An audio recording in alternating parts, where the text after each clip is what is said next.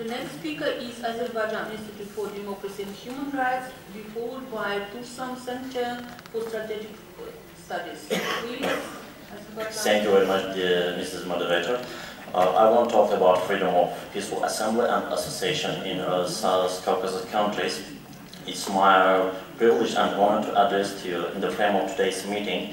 Taking this opportunity, I want to focus on the role of local advocacy institutions on ensuring fundamental rights, in particular freedom of assembly in South Caucasus region.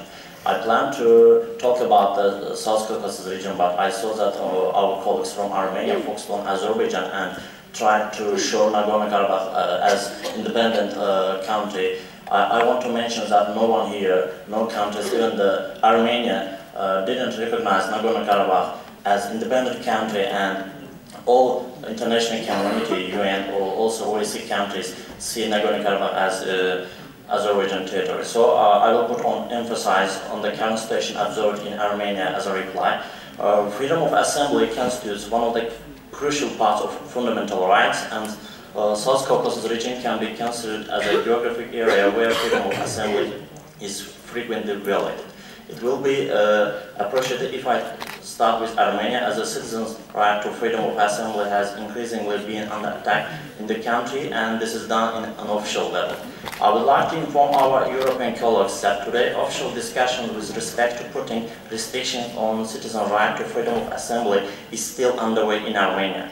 I want to ask Armenian delegate to answer to some of my questions and facts. Just recently, during the government's meeting on August 14, proposals have been submitted to the government on making amendments on freedom of assembly. According to these proposals, amendments will be made with the purpose of putting an official restriction on citizen rights to freedom of assembly and self-expression. Official sources justify these amendments as securing other citizens' rights. However, thanks to a discussion we had with our Armenian colleagues, we can say it without any hesitation that these amendments aim at preventing oppositional and free-minded people to exercise their rights to freedom of assembly and self-expression and organizing protests against government. We still hear news regarding torture and ill treatment at police departments in Armenia. New amendments enacted by Armenian government on mass media leave pluralism on the street. I reckon Armenian international partners do not sufficiently make use of the influence of making official Yerevan to carry out reforms in human rights field. In fact, indication of existing rights to freedom of assembly has always been in lower level in Armenia. I want to recall incidents occurred in March 2008 when protesters took and police brutally cracked down and dispersed activists. Those responsible people who caused violence and ill treatment did not bring to justice yet, and the government openly refused to investigate this accident. Thank you very much. Thank you. The next speaker is Tursam Center